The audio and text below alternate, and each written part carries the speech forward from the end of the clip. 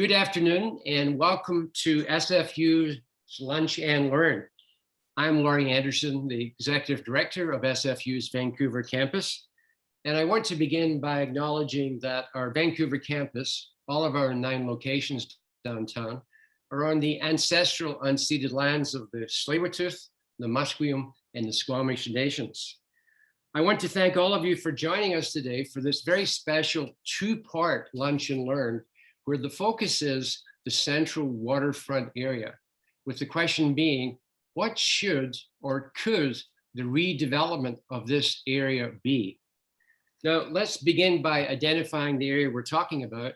And to do that, we're going to bring in and welcome back 2 students from UBC's master's program in the School of Community and Regional Planning, who have put together a short video so everyone knows the territory and the area we're talking about.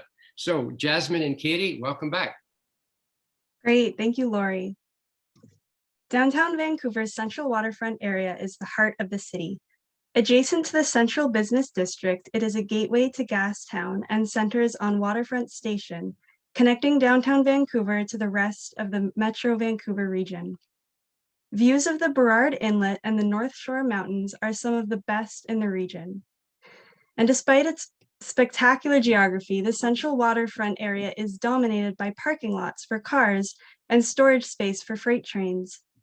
The Downtown Waterfront Working Group, or DWWG, is a community group advocating for citizen engagement in the creation and implementation of revitalization plans for the waterfront. To support the DWWG, Jasmine and I, alongside a group of 13 other student researchers from UBC's School of Community and Regional Planning Plan 522 Qualitative Research Methods course, sought to explore an equitable revitalization for the space. Students from downtown campuses emerged as the target research population as a result of an extensive literature review on waterfront development, governance, placemaking, and public participation. Students are often underrepresented in public visioning and design processes, and they encompass a range of identities and experiences, and they are often cast as transient members of the community despite their amazing contributions to its vitality. This in mind, our research focused on the following research question. What options and evaluation criteria do students propose for downtown waterfront's revitalization and redevelopment? From the literature review, interviews, and a focus group, several key themes emerged relevant to the future revitalization of the central waterfront area. Our data indicates a desired future waterfront that emphasizes public space, includes food and cultural amenities, and incorporates open or green space while maintaining its transit functionality. Participants highlighted the importance of a future waterfront that is accessible and equitable. To highlight the responses of our research participants and their values and preferred design elements regarding the downtown waterfront revitalization and redevelopment, we have created a video. It was filmed in the building across the street from Waterfront Station. The voices you will hear are ours on the team, but the words, as I mentioned, are snippets of what we heard in our interviews with students who use the waterfront area. Alyssa, can we please have you play the video now?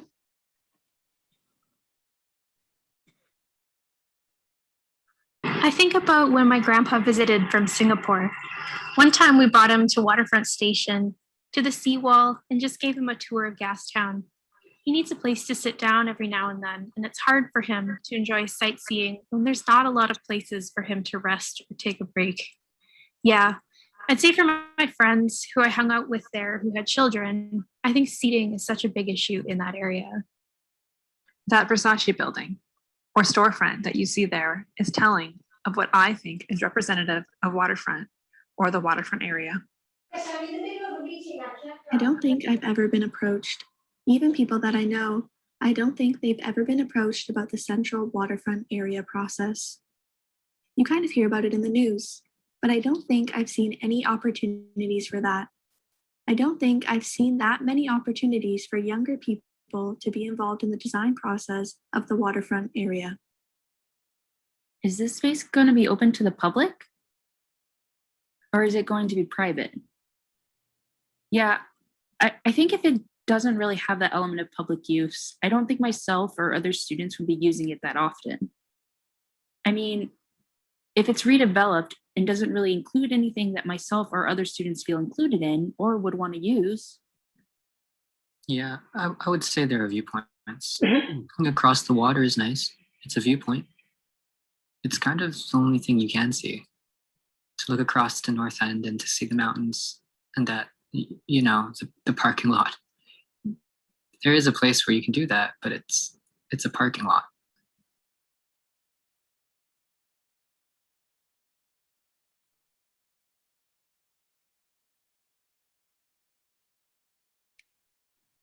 Thank you very much, Katie and Jasmine. And what we'll now do, so everyone's familiar with the area, we'll show you an area map for what is the central waterfront area. Just take a look at this, and you may see this again during the presentations. You'll notice that the central waterfront area is bounded on the west by Canada Place and on the east by the Port of Vancouver and East Waterfront Road. So we'll take that down for a moment. And again, you'll be seeing that during the first presentation. Let me just say something about the format today before we begin. SFU Vancouver has a number of community engagement activities, and we always, our goal is learning through knowledge and dialogue. And to do that, we always try to commit at least half of our time to questions from members of the audience. And we're going to invite you to do that by putting your questions into the chat. Each of the speakers, as they did the last time, have kindly agreed to summarize their points within 5 minutes. And that way we will have time for your questions. Now today, slight change in format because one of our guests has to leave at 12:30. So we'll divide this 1 hour into two 30-minute sections, more or less, where we'll have 2 speakers followed by a Q&A, and then we'll repeat that cycle in the second half. So that is the plan for today. And again, if you have questions, you can watch this, you can use in the view function, either the gallery or the speaker view. And as you can see, if you have technical issues, please just chat in there for Claudia and she'll answer your questions. So with that as an introduction, and again, Katie and Jasmine, thank you so much. We'll get started with the first speaker, and here is the introduction. Lance Berlowitz. Lance is an urban designer, an international planning consultant, and an award-winning author. Lance's company, Urban Forum Associates, is and has been involved in many projects in BC, including Victoria Harbour Pathway, the Granville Street redesign here in Vancouver, and the West Bank Revitalization Project in Kelowna. Lance has lived and worked in 4 major cities around the world: London, Paris, Toronto, and Vancouver. Lance is past chair of the Urban Design Panel, and Lance's book, Dream City, Vancouver and the Global Imagination, was the winner of the City of Vancouver's Book Prize. Welcome, Lance, over to you. Thank you, Laurie. I'm just going to share my screen now.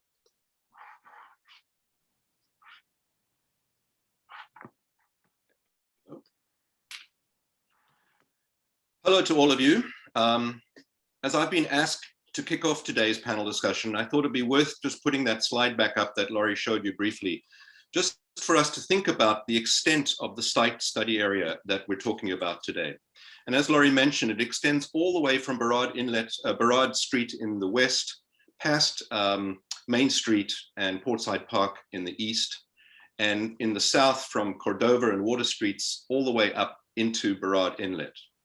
There's also a significant grade difference between Cordova Street and the waterfront of at least 30 feet, and that is a significant constraint and design opportunity. To say that the site is large and complex is an understatement. You'll also notice that in the middle of the area lies the existing rail yard, which serves the port, but also effectively separates the downtown and Gastown urban fabric from the waterfront. And this brings me to my second image and my first key point. What if the rail yard could be relocated? This image that I'm showing is from some work I did with my colleague Jennifer Marshall around 15 years ago. Back then, we wondered if there were more alternative locations for the rail yard. And we rather provocatively drew this to show a theoretical alternative location for the rail yards located beside Centerm Container Port Terminal. Of course, this image is not meant to be taken literally, and it's really intended to help us visualize the possibilities. This particular proposition would need to be subjected to a thorough technical analysis. but it does raise an interesting question. Is this potentially viable as part of the port's current Centerm expansion? And here's my key first point. Assuming that the port has determined that this rail yard is still needed for port operations for the foreseeable future, are there other potential sites anywhere else in the portlands or along the railway corridor extending to the east from here, where this rail yard could be relocated and still serve its needed purpose? And this brings me to my second key point. The unlocked potential and the resulting lift in land value of the central waterfront lands if the rail yards were removed would be huge.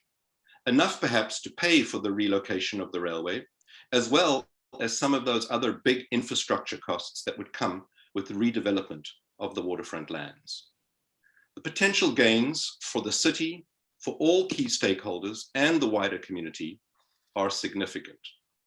Which brings me to my third slide. What might this look like? I'm just going to enlarge this quickly. If I can, no, it doesn't seem to work.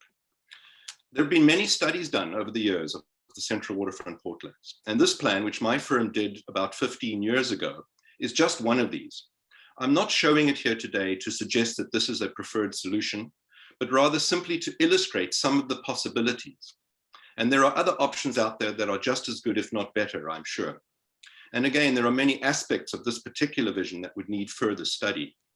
But it is one vision at least, and helps us to imagine how it may be possible to create an inspiring, accessible, and inclusive urban waterfront gateway to Vancouver, and indeed to Canada.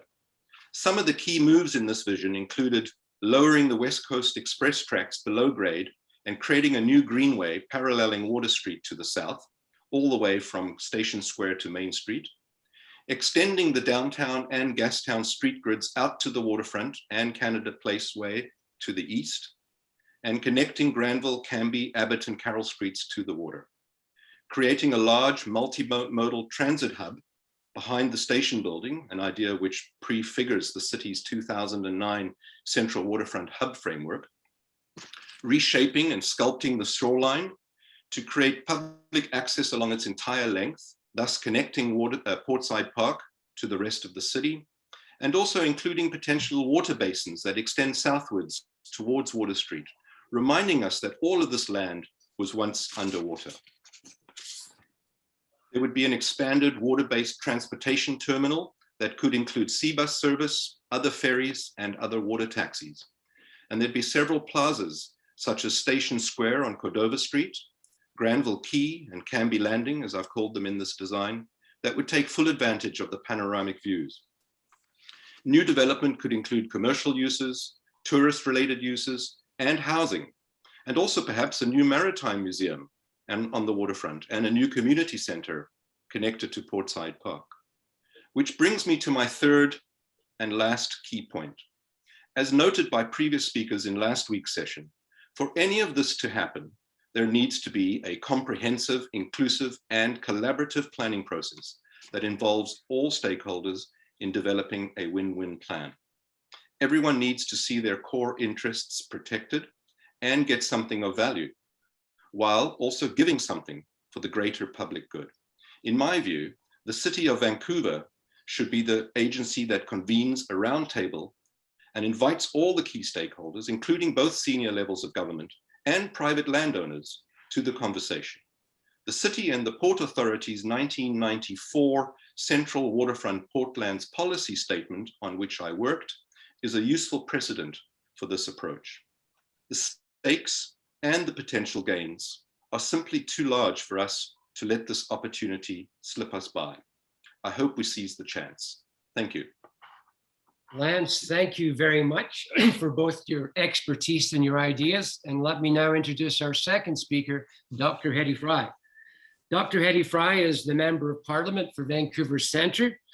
She was first elected in 1993, where she became the first new politician to defeat a sitting Prime Minister, Kim Campbell, of course. And Dr. Fry has been re-elected 8 times since then. Previously, Dr. Fry was a family physician for 20 years and the former president of the BC Medical Association. Dr. Fry has held many portfolios as an MP, serving as a parliamentary secretary to the Minister of Health and as the Secretary of State for Multiculturalism for 6 years. And while in opposition, the official critic for health, sport, and Canadian heritage. Dr. Fry also represents the Canadian government as the special representative for gender issues in Europe's Parliamentary Assembly. And of course, much closer to home, Dr. Fry's writing includes the area we're talking about, the Central Waterfront area. Welcome, Dr. Fry, over to you. You're on mute, Dr. Fry. If you could just. I'm trying to unmute. Yes, we can hear you now. Thank you. Oh, you can hear me now? Okay, thanks. I actually, a piece I'm very proud of is my time as Minister for Women's Equality in the Canadian government. But I just wanted to say that I'm excited to be here. I am not a city planner. I know nothing about architecture, although I know what I like. And I think this is an exciting opportunity to sort of reimagine this city. We are known as we are always ranking in the top 3 as one of the best cities in the world in which to live. And I think the reason that we're there is because we're a green city. We appreciate the environment. We are also an accessible city, multicultural city with so many different people. And we need for this to be a people thing. This whole waterfront imagining has to be about people. Of course, it has to be about commerce. Of course, because the port is there and we're the largest port in Canada, we have to be active and busy as a business port. We have to have some rail transportation. We have to be a hub that links us to North Van and other areas. And we know that we have transportation with regard to helijet and with regard to float planes and stuff. But the whole thing is scattered and messy, if you look at it. And so it may be a good idea to sort of start looking at how we develop a port that has transportation hubs in one area, that takes care of the commerce of trade in an area that is strong in that. And then there needs to be a place for people to walk, people to enjoy the greenery. It's a beautiful waterfront. I don't want to see it, I know, without any expertise. I just don't want to be full of high-rise towers, where there's business going on and all that. I think if we're going to develop any business component, it's got to be a business component that is in sort of almost integrated into the waterfront look. It can't be some massive thing standing out there looking very different like a sore thumb. So we need to talk about how we integrate our architecture into how we want our waterfront to look. And I want to imagine that, because we are a tourism hub as well, cruise ships are coming up and viewing our city from the water. They want to see some architecture that is like, wow, imaginative, outstanding.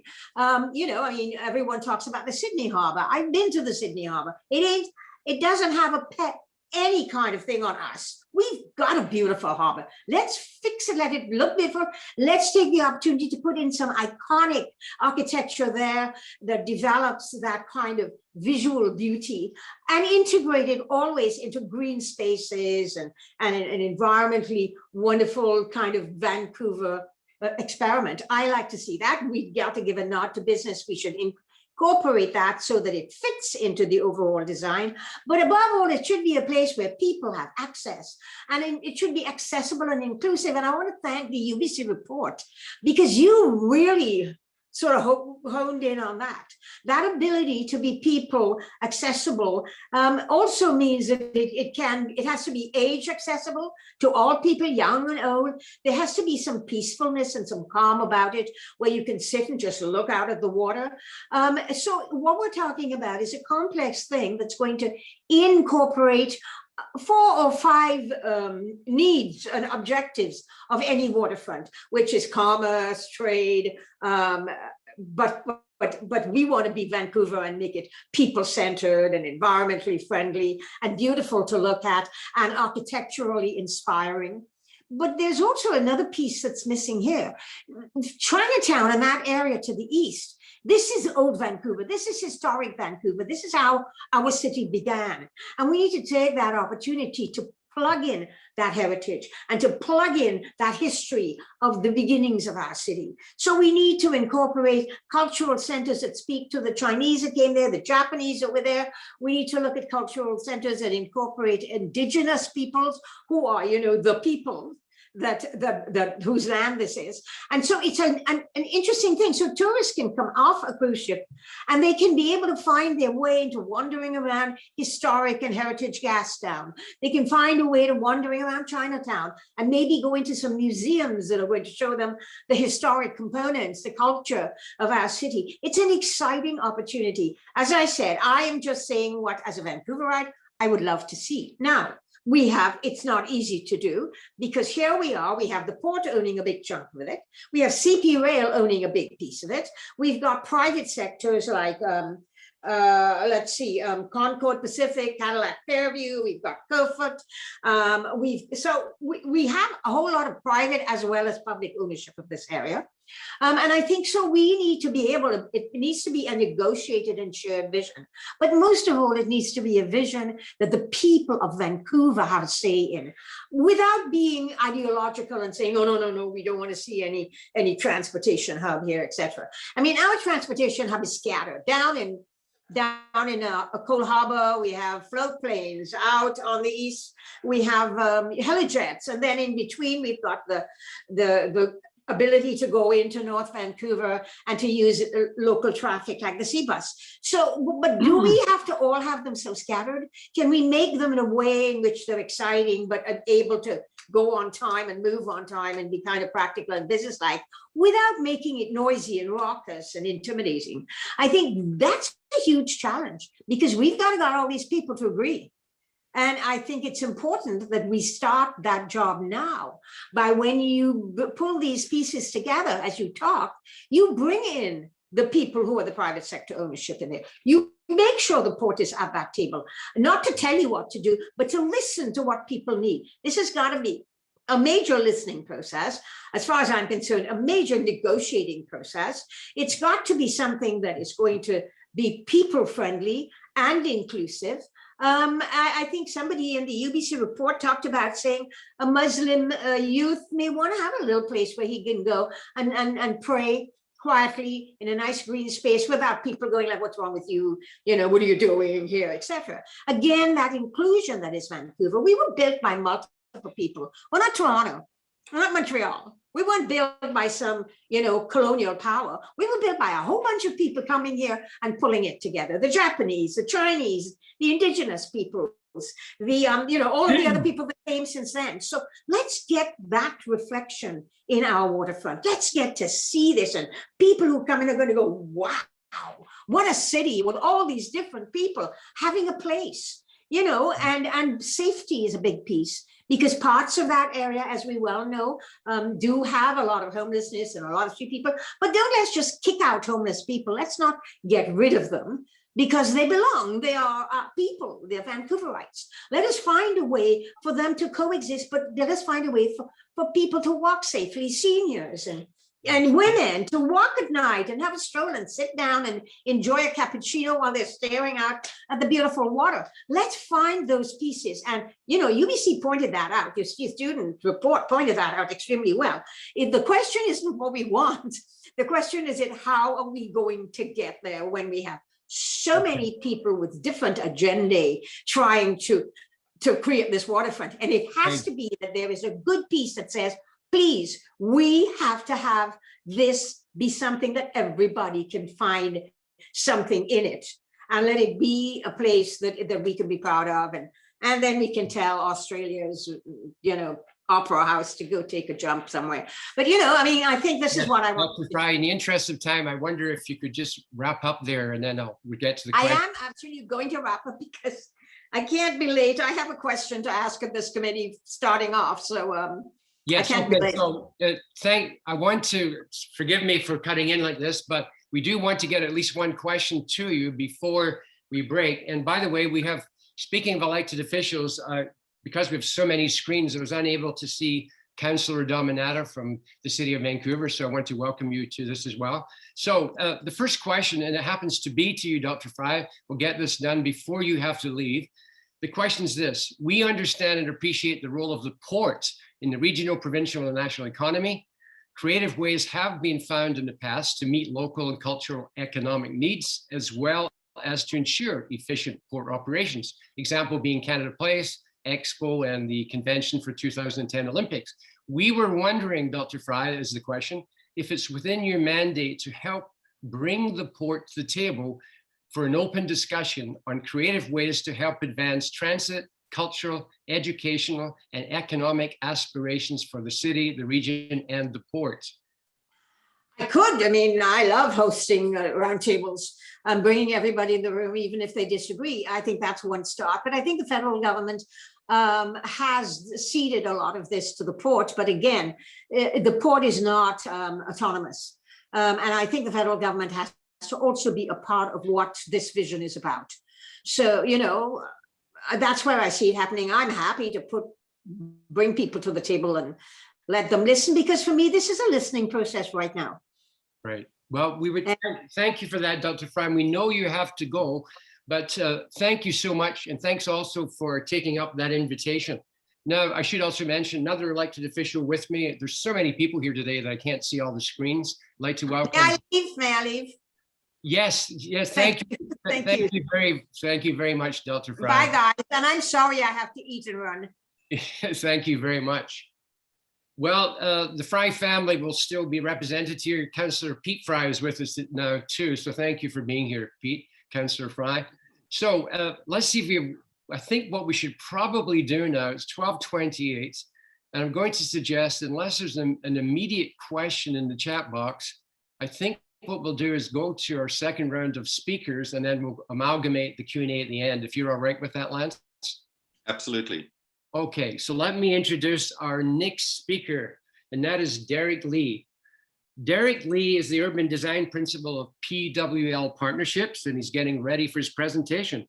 He has over 20 years experience in creating inclusive, iconic, and resilient waterfront areas, including the planning and design of Southeast Falls Creek, East Fraser Lands, Westminster Pier Park, and the recently completed Waterfront Park in that other Vancouver in Washington, which has been noted and awarded for its ecologically and culturally inspired design. Outside of North America, Derek has worked on waterfront projects in Hong Kong, the Middle East, and the UK. He is a member of the Urban Land Institute, former president of the Downtown Vancouver Association, and on the board of Urbanarium. Welcome, Derek. Thank you so much. It's a pleasure to be here. This is going to be a bit of a Pechakucha style presentation. And this, I want to emphasize, is the culmination of engagements with both my staff, as well as some of the longtime urban thinkers in our city, including Graham McGarva, inputs from Scott Hine as well, both of which have had looked at this waterfront for many, many years, many decades, in fact.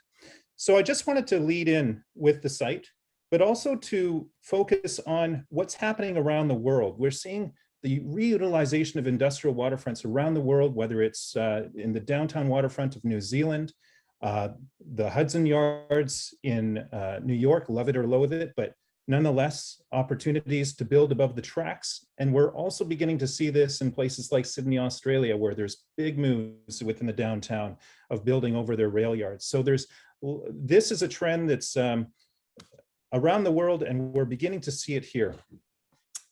We got together with our staff to really brainstorm what is possible on the waterfront. And we wanted to really think outside of the box, starting with some fairly established themes that we often see on complex urban sites like this, whether it's mobility, access, place and destination, economy and employment, and beginning to merge some of these ideas together. This is what I love to call an idea smash. Let's take seemingly unlikely ideas and begin to combine them together in ways that might lead to something unexpected.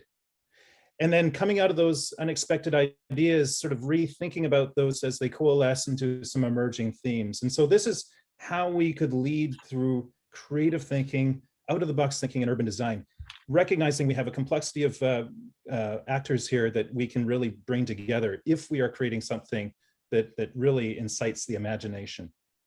This is a diagram that Scott Hine graciously contributed to this presentation, which really emphasizes this waterfront as part of a much broader interconnected set of greenways and nodes that really define that green necklace of our city. And even within that, we are seeing this constellation of other places and greenways and urban parks that this links to, with a very strong connection and close proximity to False Creek, which is really important because this downtown used to be an island. And this is sort of that pinch point that really can unlock those opportunities to connect that urban fabric to the North Waterfront from False Creek.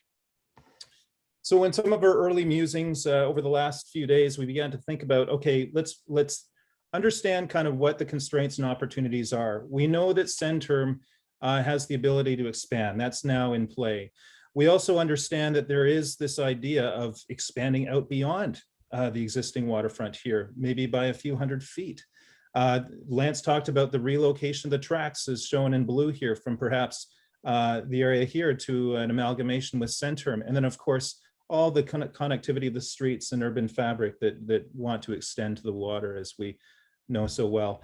And so what does this arc of growth look like, this accretion of the city to the water? Well, I think it's a real combination of built form and also open space. It's the indigenization of the waterfront. It's the integration of ecologies and with a working waterfront. It's all these seemingly dialectic elements that can come together to create something that is very unique and has never been done before worldwide. So I wanted to go through with you just one scenario. I mean, this could be one of many, many different scenarios on the waterfront, but the rigor that we took on this is to really identify some of the key constraints and how we can work with those constraints to really unlock the potential. This is the existing site, obviously with the rail yards in its current form and the port. But imagine if we begin to build over top of that. And what that means is that there could be an extension of Canby Street to be that primary linkage. I don't know if you can see my cursor, but to wrap up and access the hub. The hub itself, it would be a logical first point with the confluence of all the public mobility modes of transportation that come together as that first phase.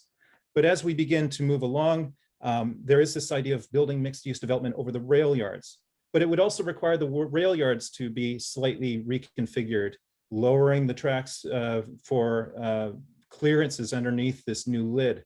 Maybe a consolidation of the rail yards so that we can better manage hazardous goods movement in shorter periods of time underneath this lid. And then as we begin to move towards the water, is there a way to build out to the water? And this is a great example from the Brooklyn Heights Promenade that's been recently proposed, of this layering of infrastructure and uses to create a green edge, but also a very active edge to the water.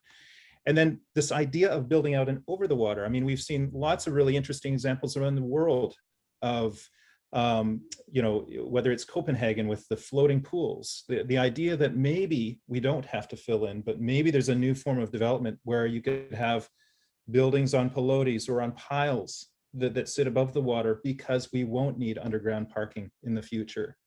And then of course, having this idea of connected green space, coming all the way through and really bringing people down to the water in a very meaningful way. And then this idea that was discussed, of course, for over many years, this is Scott Hine's contribution of the idea of extending Carroll Street with a pedestrian promenade. And all this could be pedestrianized, right? This is beyond private vehicle access. Neighborhood squares, the extension of the Gastown blocks could ensue. You know, having a nice pedestrianized street network through here, walking street network. And then of course, the indigenization of the waterfront and, you know, the ideas of Crab Park. This was a sketch from Scott. This was a sketch from Laurie Phillips that was done a while back that suggested this idea of a longhouse or some sort of a reclamation of an indigenized beach frontage here that could also expand the park out along kind of the prow of Main Street, or creating a new foot of Main Street. So as the terminal expands, The fishermen, the fishing operations here could stay, but there could be an extension of the neighborhood fabric as well, whether it's Gastown, whether it's Main Street and the downtown east side, so that we're not creating a private enclave here. It's truly an extension of the urban fabric. And so we took a lot of the ideas coming out of our workshop and we began to overlay them within this vision. And you can see that at the end of the day, this could be an incredibly diverse waterfront that really begins from kind of the early musings of these explorations. Leading with urban design is an important aspect of this, and I will leave it there. Derek, thank you so much. And we'll now move to our final speaker today, Mary Pittenberg. Mary is an architect, an urban planner, an international consultant, and a project manager. Mary has worked for the Canadian government in the US and Saudi Arabia, and has worked for architecture companies in the UK. Mary has also been the director of 2 cities in BC, New Westminster and Kelowna, and her expertise in leadership has shaped large-scale developments, including the Justice Institute, the Terry Hughes Lands, and Port Royal. Mary serves on Langara College's advisory committee for the Applied Planning Technicians program and is taught at SFU, urban design at SFU. She's a graduate of Carleton and the University of Ottawa. Please welcome Mary. Oh, thank you, Laurie. Can everyone hear me all right? Yes. Great. So if we could put up the 2 slides. Great. So basically, I found this on Twitter. It is basically the title was "What a Difference a Few Decades Can Make." And on the left, you see Falls Creek in 1981 versus what the area looks like today in 2021. It was James Stiver who had put that on Twitter. And the photo credits would be the Archives of Vancouver on the left, and Trish Jewison, who is a traffic reporter, on the right. And why these 2 images? Our downtown waterfront site is in many respects the last and hopefully not the missing piece, an important urban puzzle. And I thank our previous speaker, Hetty, for first attending, but also her passion on the issue, but also Lance and Derek for their ideas and vision as well. Now, the topic for today is implementation. So instead of doing a visioning exercise myself, I'm going to focus on some key elements with respect to implementation. And with respect to the time, I'll try to do that as quickly as possible. But the first and most important question, because of the challenge ahead of us seems so daunting with so many moving parts, is can we do this? And the answer I would give, of course, yes, we can. Because as you can see from yourself from these 2 images, Vancouver has done it before. And it's not just this neighborhood, and not just once, many times in many neighborhoods. So why not again, and why not now? So I'm going to outline some key points on urban design implementation for a site, a major site like this. My first point is political will.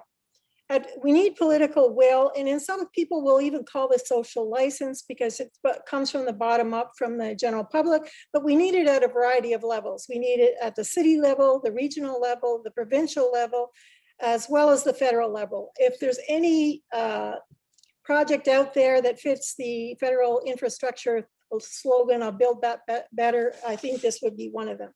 But we need leadership, not followship. We need to include the landowners like the port, the railways, TransLink, Cadillac Fairview, Curvit. If you don't have political will, I don't understand how we can achieve this. So we need to first build public support and political will. I think you can move those pictures off. They can look at me for now. There you go. Okay, second, vision. We need vision, and it was very helpful to have 2 earlier presenters who gave us some ideas there, because we need more than just words. We're not poets, so our capability to describe what we want is hard to do, but we can talk in pictures. A lot of people say pictures are worth 1,000 words, and I believe that. You may recall the phrase from 7 Habits of Highly Effective People, which is begin with the end of mind. Based on my experience with large urban redevelopment projects like Port Royal, Woodlands, Terry Hughes Lands, and New Westminster, I believe the first step, is a great step, is create a landscape plan that focuses on the green space and the public realm, because that's what the public wants to see. Later, we can set up development permit areas with design guidelines, with covenants registered on title and development agreements. But in my mind, we need a strong public realm, which is a continuous bike and walkway, viewpoints and gathering places. And we need to define what's essential. And I think public access and public safety and connectivity are all essential. And I'm convinced that good design is just as critical to win support as we progress. We all know the Hippocratic Oath, which is first do no harm, but this is not medicine, and that can lead to us to just avoid risk and achieve nothing. And in city building, I believe the solution is found in phrases such as, do not take action that makes your city less beautiful. And I refer to, that was from the Charleston, South Carolina mayor that I heard at a Livable Cities conference that I attended. I'll repeat that again. Do not take action that makes your city less beautiful. Simply stated, my overarching principle for urban design on this site is it should be equal or better than the Western Harbor front at Cole Harbor. And within that framework, there can be many design solutions, many options that can be explored within that broad parameter. And if you want to look at award-winning examples, and if I was going to do a more visual presentation, which is normally what I would do, I would have shown images from the waterfrontcenter.org. So I encourage people to go see award-winning waterfront design at waterfrontcenter.org. Anyway, and then the next step is define what's essential, if possible, or optional, as in must have or nice to have. Like Norm Hodson at the last session suggested grade down to the water's edge, and that's a big, bold move, and I think it's a worthy goal. But is that a must have or a nice to have? And that's the kind of question you have to keep asking yourself. And then what is the frame for these, the spectrum of issues? What are, for example, on the risk side, what are you wanting to avoid? Aside from, let's say, urban ugliness, but also things like fire, floods, earthquake, toxic rail shipments. And then on the other side, you want to have other filters like Indigenous reconciliation, climate change, history, heritage, tourism must all be considered. And I wouldn't leave off of that social equity. Next step, devise a framework of governing urban design principles. You can review the ones that are in current documents or create new ones. But I'm going to give you a set of principles that I think could be governing principles. One of them is rebuild community by replacing sprawl with compact human scale urban fabric. Another is recognize and combat the negative impact of our built environment on physical, social, and mental health. Another is adopt planning and urban design decisions that will make our cities and suburbs more livable for children, elders, and the poor. Another is emphasize ethical land use patterns to reduce extreme economic disparities. Then strengthen compact urban neighborhoods to maintain diversity of ethnic and cultural identity. And then finally, build multifunctional town squares that, like the ancient agora or medieval marketplaces, can generate civic engagement and democratic participation. That comes from livableCities.org. Next step, build public support. And I think that needs to be driven by pictures and plain, powerful words, i.e. good communication, not numbers.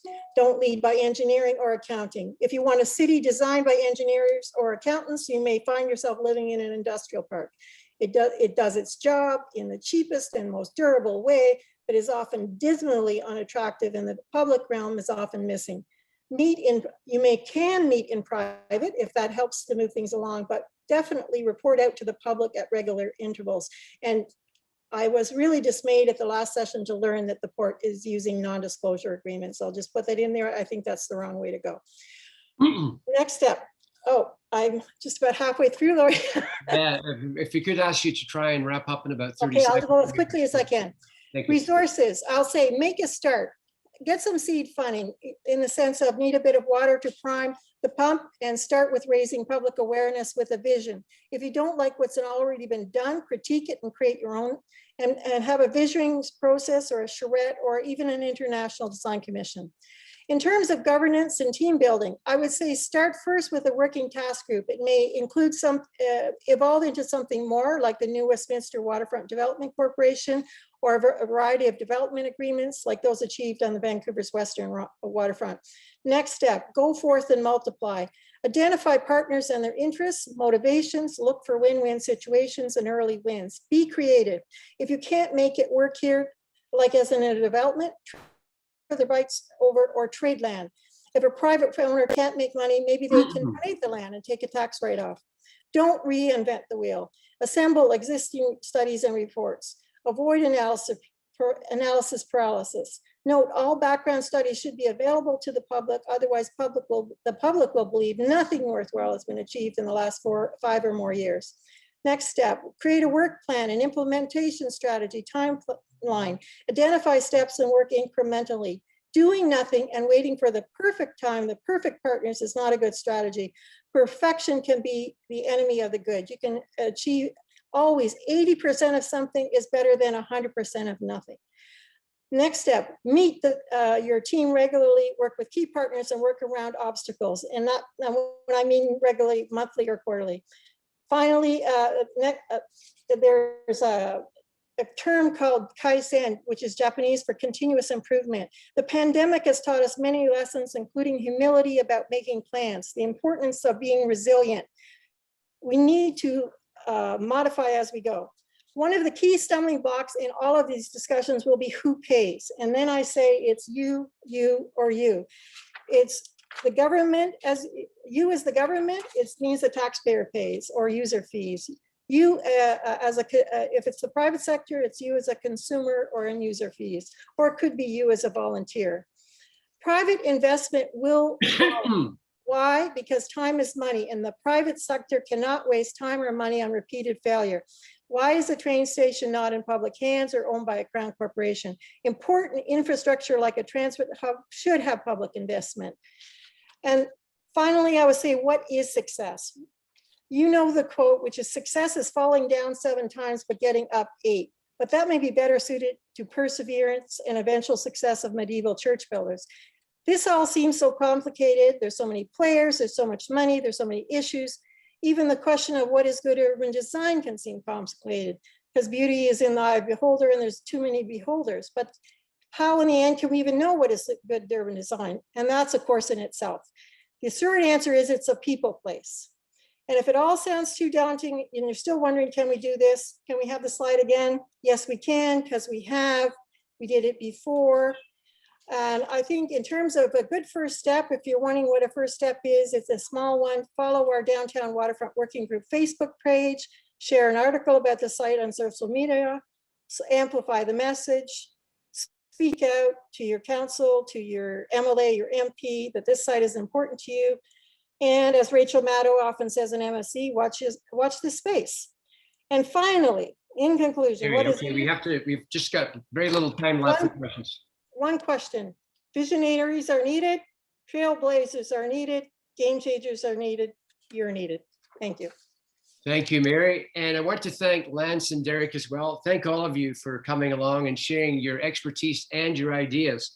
What I'd like to do in the time available, given that this session is both about visionaries and implementers, I'd like to ask Lance and Derek, before we go to questions in the chat, about implementation, building on what Mary just said. What would you see as concrete, tangible, essential steps that have to be taken for anything to happen in this area? Who would like to start? Lance, how about you? Yeah, I go back to the Central Waterfront Portlands policy statement, quite a mouthful, which Larry Beasley led, and I was privileged enough to be part of back in the 1990s, whereby the port, which is a federal crown corporation at arm's length, from and therefore exempt from legally from following the city's land use planning processes as a representative of a senior level government, the port at that time voluntarily agreed to engage in a collaborative process around that with the city of Vancouver. And I think that is still an excellent model to help move this forward. And I think this comes back to something that Larry mentioned last week's session, which is that, and I agree with, which is that the city needs to convene that table and invite, with some prodding, perhaps from folks like Dr. Fry and others, invite senior levels of government to participate in this voluntarily without giving up their, if you like, their veto or their privileges and entitlements. So that everybody can come through that and come out the other end knowing that their vital interests, and the port is absolutely a vital national interest of Canada, are protected and enhanced if possible. So I think that's the way to go. And I would frankly echo what Mary said, which is that it's unfortunate that we're hearing last week that there are discussions happening behind closed doors. I don't think that's necessarily the right way to go forward. But there are obviously privileged information and financial considerations which need to be protected from, you know, general discussions, and those will come out in due course. But I want to come back to the key point here, which is I think there's an enormous piece of value, which is the land. And once and if the railway tracks are relocated or eliminated potentially in the future, the land value lift is so significant that it will help pay for most, if not all, of the infrastructure costs, and everyone, including the Port Authority, would benefit from that. Lance, thank you. Just before we go to you, Derek, I will say regarding this bringing together the city to initiate a forum for discussion, the university, as we always like to do, we were very pleased to make our location and our services a place for that to happen. I'll also mention before Derek comes in that we have a citizens group, the Downtown Waterfront Working Group, whose information we've put into the chat. These are folks, Mary's actively involved with this group, and a number of other people attending are as well. They are people, if you can find out more about the efforts being made to reimagine the waterfront. Derek, over to you. Yeah, the most concrete thing in my mind, number one, is active discourse like this. The only way that we're going to actually affect change is if we actually have continuous public engagement, forums for discussions such as this, to allow people to imagine this. I think that a lot of the stakeholders, the port, the city, the landowners are going to come out when they see that this is in fact within the public discourse. So that's number one. I think number two is we need to be bold, right? We need to be bold with our ideas, our actions, our imagination. And I think we need to get all players excited about what's possible here. But part and parcel with that boldness is being able to find common ground, and in an open and transparent way, to engage the port, to engage landowners, to engage all operators, to understand what it is, what is that shared vision that we have. And that's the point where you can move from. And I think that the role of the public, the role of all levels of government are important. I think it's imperative that the federal government takes a leadership role, because this is obviously who the port answers to in the end, and that they obviously need to lead. But I do think that it's the role of the city to really take leadership in terms of really the local vision of what this really means for the city. So open and transparent process. Let's get this process going with public input. Great. Thank you, Derek. Mary, do you want to add to that around implementation before we go to the next question? Oh, sorry, I thought I covered it mostly in my. No, you have indeed. So please don't. Presentation. Yeah. But yeah, I think that the key thing is to start. Yes. We have to get a working group formed with some of the key players, and then if necessary add, because what happens is as soon as people realize that you've started, they say, but you haven't included me, and all of a sudden it starts snowballing again. But it start with a task group, and then as it goes you can formalize. But this idea that you have to wait for perfection is a mistake. You have, because as I said earlier, the excellent can be the enemy of the good. You'll get 100% of nothing instead of 80% of something. And I think there's enough information here that you can launch and get a good start. And those that need to be involved will just get involved very quickly, because they will be afraid to be off this train once it starts rolling. Great, thank you. Now, we have a specific question in the chat that I'll give to each of you, and you may be not familiar with all of the design possibilities, but the question is, both the Parks Board and City Council support the expansion of Crab Park. Why do most design plans build a wall preventing the extension of green space and access to the water? Is that a question any of you could attempt to answer? Or maybe that would be an unfair one. I'll say that as far as I'm concerned, that's one of the most important issues. When I say what's essential versus what's optional, I think it's absolutely essential to have some connectivity on the waterfront that is public. So you have to have a waterfront walkway, and it has to be a bikeway as well. It has to be something that is good for young, old, and in between. It has to be as equal, as I said, or better than the one at the Cole Harbor walkway. If you don't have that level of connectivity, you've missed the point. The connectivity is essential. Right. So if you've got time for one more question, it's in the chat. And I do want to say as well, thank you all for the comments, the websites, and the other information that's in the chat. All of this is very helpful. It's all being recorded. This meeting's being recorded as well.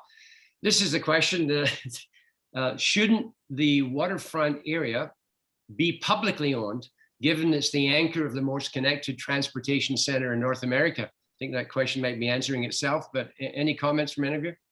Yes, Lance. Maybe I could jump in quickly. Actually, the question is, shouldn't the Waterfront Station, the historic heritage CPR station, be publicly owned? Just a correction. Right. Personally, yes, it boggles my mind that it isn't. When I discovered that, I was really surprised.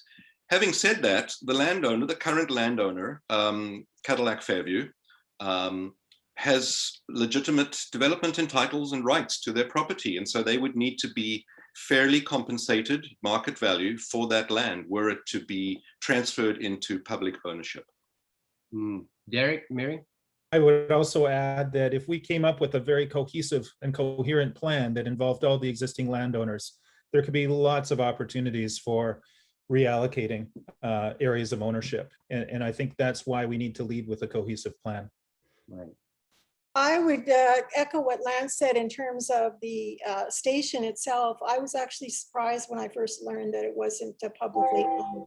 And there can be combinations in terms of, you can create a development corporation that's public and private. You can have portions of it be public and other portions be private. But I think there is a role to play for the federal, provincial, and regional governments in this and TransLink. And it's a very multi-partite thing.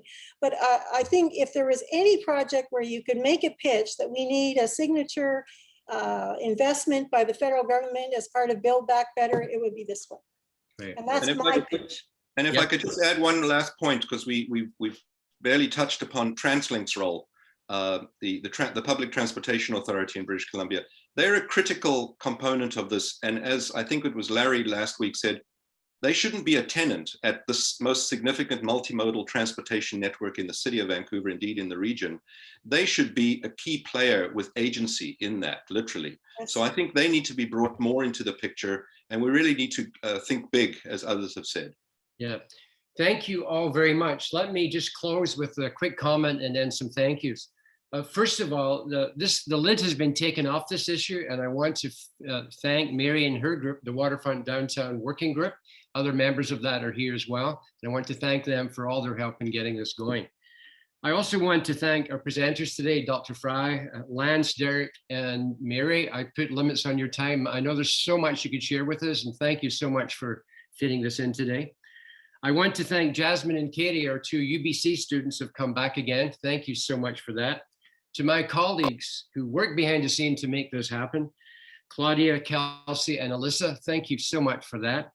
And finally, to you, the audience, once again, we've brought out over 100 people to this event, which demonstrates a keen interest in this vitally important area.